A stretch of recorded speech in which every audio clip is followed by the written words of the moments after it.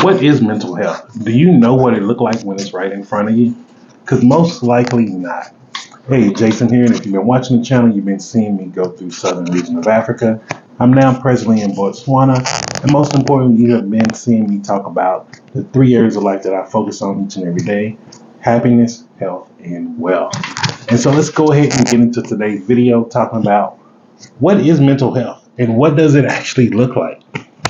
And it's funny that I chose to talk about this subject today because everything around me was just like hitting home and just doing the universe of the law of synchronicity. Everything was just hitting home on this subject today. And so if you may have been noticing, you may have noticed I haven't been doing videos for a while now. One, for the last month, I was in my own. It was too hot to film. Literally, my phone would overheat, my camera would overheat. So I just say, you know what, this is just going to be like a vacation. The universe is telling me to relax for a reason. And I don't want to mess up any of my equipment. And so I didn't film for that. And then before that, I just needed to take a breather. Like I just needed to take a break. And the reason being is my mental health is something that is very important to me. And it's something that I strive to improve each and every day. Now, I'm not perfect at it and I'm not looking for perfection, but I am looking for mastery, meaning I'm trying to learn from my mistakes and keep going and start, evolving to somebody who I may have never even thought could be on this earth, and how much better of a person I would be, and how much better I could help others. And so that's just one of the things that I really strive for. So I do take mental health very serious. Um, but now, like you see right now, like let me just show you, this is how simple mental health is. So mental health, like you may have heard the mumbo jumbo and you're thinking like schizophrenia and all of those different diagnoses, but that's not what we're talking about. We're talking about just mental health. Like, are you happy? And if you're not happy, why are you not in control of your happiness? Like, that's what we're talking about with mental health. This is where I believe the movies and these books and things, they've used these very, very strong terms such as mental health. And they've shown it in such an extreme way that it made most of us afraid to actually start questioning our mental health. And so many people now, and I was included in this.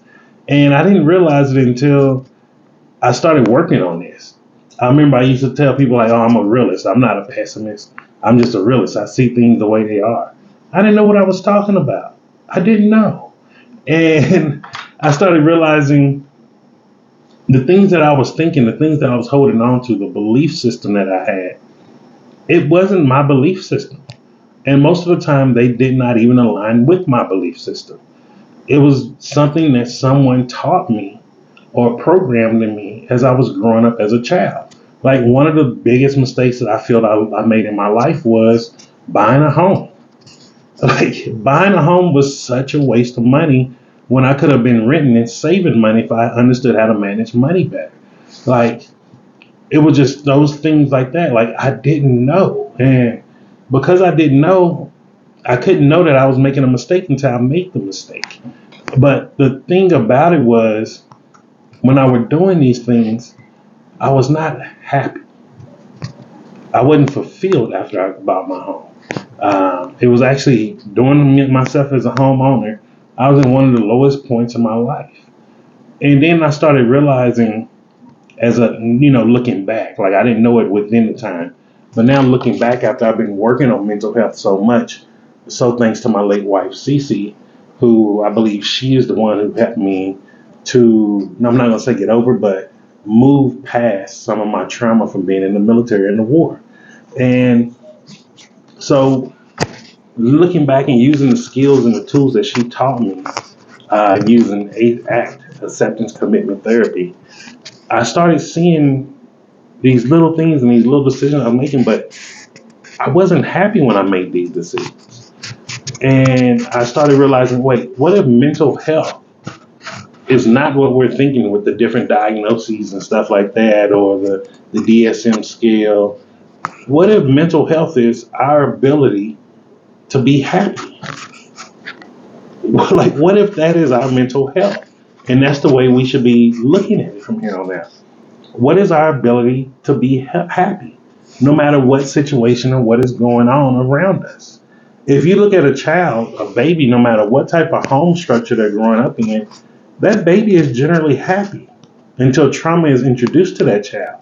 But the child itself is in a happy state.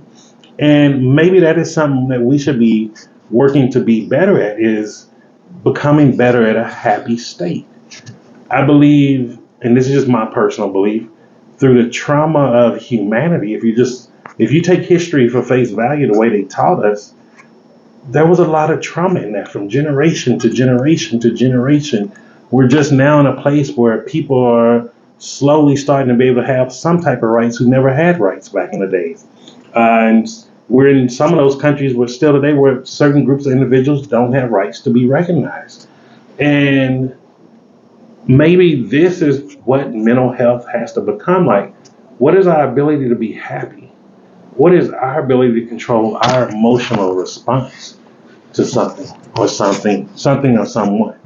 Like, what if that's what mental health is? And like, I'm being tested right now. Like, I've had all day to film. And yet, it was so hot, I kept making these excuses. You just film when it started cooling off. You'll film when it cool off. Now, when I set my phone up and everything, the lighting looked great. It was on photo. Now I'm on video. You see how dark it is? And I'm annoyed inside. But I'm practicing better mental health by saying, you know what? This message needs to get out. This message is more important than how I'm coming out on video. Like, maybe I need to put myself on the back burner and focus on the message itself. And things just as simple as that. Like, I was watching this vlogger that he's in Vietnam. And I've been watching him for a while now because I like to study his channel. Like, most people think study the big people so you'll know exactly what to do to get to 1 million subscribers, stuff like this. Sometimes you study some of the smaller people.